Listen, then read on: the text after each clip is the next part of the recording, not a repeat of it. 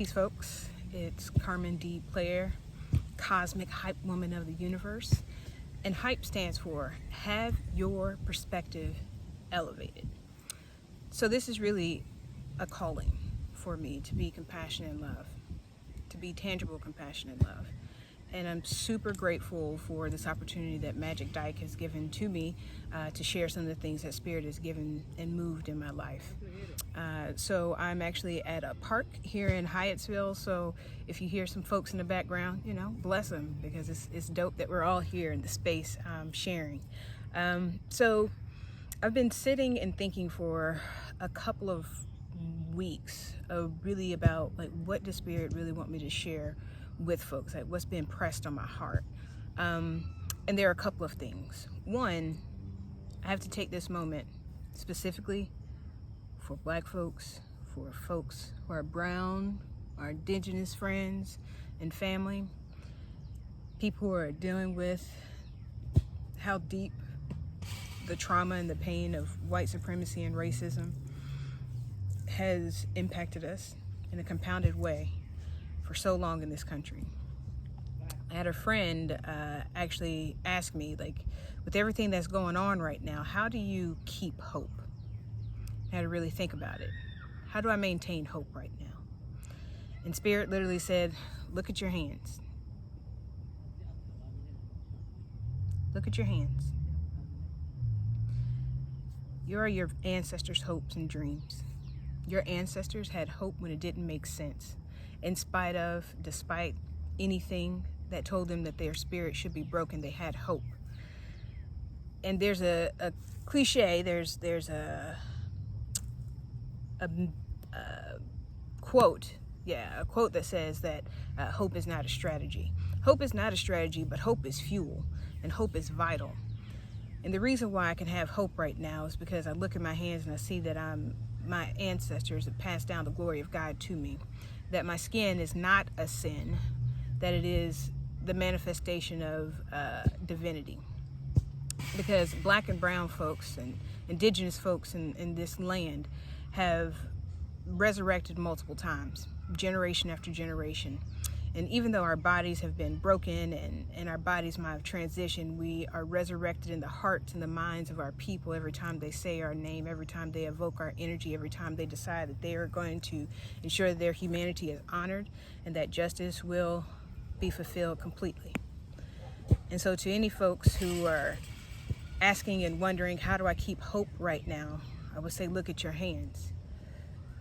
Look and see that your badge of honor, that you're made of the stuff of making it, that you are magic, that you are divine, that you are God right here, manifested in your body. So I just want to give that first to my people, to Black and brown and indigenous folks. As we've been told by the elders within communities, let's keep hope alive. Now, a message for, I guess, everybody. One thing that I've been really working on is catching my mental reactions to things. Let me backtrack. See, I believe that we are psychophysical beings. In other words, what we think comes into manifestation. And this is true, and you can actually identify in your own life where this has happened. This has happened when you have identified a goal or something that you want to accomplish, and you're like, I see it, I think it, I'm going to make this happen. I see it, I think it, I'm going to make this happen. I'm going to manifest this. And you accomplish your goals. You manifest it. You took something from a psyche into the physical. It's true whenever you said, I'm tired. Never have you said that I'm tired that you felt energized, right? It has perpetuated whatever you've thought, whatever you've been thinking. So as we are in this world and we have all these different interactions, we're constantly having mental reactions to things. And mental reactions also tell us what we need to pay attention to. So in our minds, in our hearts, and our consciousness, we carry a lot of thoughts and beliefs. Some of these thoughts and beliefs were passed down to us. We're inherited as human races, people of different identities, different beliefs. Some of those things have been life affirming, and a lot of them have been that of lack of limitations. Some of that have been a perpetuation of a generational curse of our families or of our people or anything else like that. Some of these we've co-created. Some of these we have co-signed. Some of these we've created just on our own. And so with every thought, when thoughts are repeated, when scripts and beliefs are repeated, they actually become mantras. And in other religions and spiritualities, mantra are different chants, if you will, or different phrases, quotes, words that we say over and over again to either harness faith, to perpetuate faith, or to believe in something, to fortify our faith and our beliefs. And sometimes we believe things about ourselves that are just not true, and we keep saying them to ourselves. We keep saying them to each other. And so these limited beliefs, these echoes, and oftentimes lies that are within our being, we keep saying over and over again, and we start to believe them. So they become mantras, they become beliefs. And so I believe that this is actually a form of idle talk, and that's IDOL, idle talk, because I believe that each one of us is an absolute and magnificent reflection poured into being God manifested. That you can call God whatever you wanted to call God. Love, spirit, joy, Bob, LaShawn, Tariq, whatever you decide. That when we were in the universe, there seemed to be no thing. Something came into manifestation, and it came from spirit, came from one, came from God. So if that were the case, that God poured into the world our individual streams, if you will, that means that we're divine, that we're complete, that we're whole, that we are holy.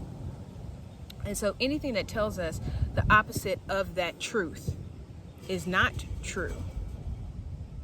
And if we believe something that is not true and not of God, that's not life-affirming and true about our essence and who we are as God beings, then that will be idle talk, IDOL talk. And so these mantras of limited beliefs or feelings or lies or shadows that we carry within ourselves that ricochet from day to day, from moment to moment, from second to second, that have been passed down from generations, that we've held for years and what we've held from decades, continues, and they become a mantra because we believe these false things about ourselves, the falsehoods, the idle talk. And so with this idle talk, IDOL talk, I'm not this. Well, I'm always going to be this. If it's not life affirming, if it doesn't elevate you, if it's not telling the truth of your absolute magnificence, of your perfection, despite anything that has ever happened to you or even that you have done, then it's idle talk. And a lot of times that same idle talk will lead to us to have idle talk, IDLE talk. Well, one day when I lose this weight, then I'll take these photos. Or one day when I get my money in order, I'm gonna go back to school. Or, well, one day when I get my money right, I'm gonna start this restaurant or this business. Well, I'm never going to, so on and so forth. And it prevents us from actually manifesting what is our heart's desire and our gut's desire, right? That thing that gives us that effervescent excitement within our spirit. That bubbling feeling that you get when you do things that you love, that you would do for absolutely free, or when you get compensation, you're just like, what? I get paid for this? That's definitely a call that God's given us, right? That's a purpose that's within ourselves, that Spirit has allowed us to breathe into and that we can actually bring into manifestation. So all that to say, how do we then deal with the mantras? Well, we take a second and we look at how we react to stuff. How are we speaking to ourselves? How are we speaking to God, which is speaking to ourselves? But when we take the moment to stop and think about how we're speaking to ourselves and speaking to God, we can actually identify those places and ways that we have had limited thoughts of self-lack and limitation, those false beliefs, the lies. We can identify those things. And we can actually speak truth to it. We can elevate our vibe. We can lift ourselves up. And this happens by us taking a moment to think about how we are actually reacting to ourselves in different situations. Have you ever listened to how you spoke to yourself? Have you ever listened to that? Man, sometimes I think about how I speak to myself, and I was like, I would never say that to my best friend. So if I would never say that to my best friend, I probably wouldn't say it to God. And how am I speaking to God in this moment?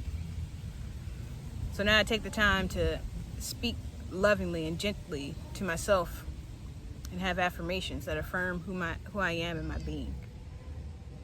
I'm an absolute expression of spirit. I'm a conduit of spirit. Where I walk is hollow ground. Life meets me where I am. Abundance, peace, joy, hope. That is my being. It's not just something that I can just tap into outside of myself, but I can tap into because of myself. And I bless myself. I bless each situation because I am holy. And it's a radical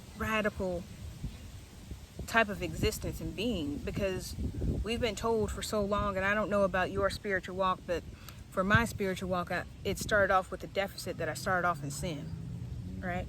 And it became even worse once I actually came into my identity as a queer individual. And so there's a lot of unconditioning that needs to happen. There are a lot of constructs that need to be dismantled or reconstructed. And we're given this beautiful opportunity to create a different reality of ourselves by changing our thoughts. So it goes back to being psychophysical beings. So if you believe that you're whole and that your body is vibrant, that your body is healthy, then you'll manifest that. And the way that we also help and encourage that is with our actions, step by step, to help affirm that and change our reality to the truth. The truth is that we're whole. The truth is that our bodies are strong. The truth is that our immunity is healthy and fighting for us and in our favor. So if it's not something that we're experiencing right now, then what is mine to do to change that so my reality reflects my truth? Mental reaction. How are you thinking when things come up? How are you speaking to yourself? Let's start with self first, and then we can look outside. So just take a moment. Just think about how you're showing up for yourself, how you're speaking to God, that is yourself, and be gentle with you. One of the best ways that you can do this is to think about the little person that's within you, the little Carmen, the little you. What did that person need to hear? What does that person need to hear? Because there's a lot of love that needs to be poured into that being for them to feel whole, for them to know that they're whole. So I trust that this time has served you, and I appreciate you for sharing this space with me. And I look forward to hearing about all the different things that you're learning about yourself and the different practices you have. Feel free to reach out. We can talk further. Also understand, I will also practice boundaries if needed. That'll be another talk for another day about sacred boundaries and the sacred no. But for right now, I think this is what Spirit wants. And so I would leave it to be. Thank you. Much love. Love to you. Because you are worthy. You are worthy. You are worthy. Peace.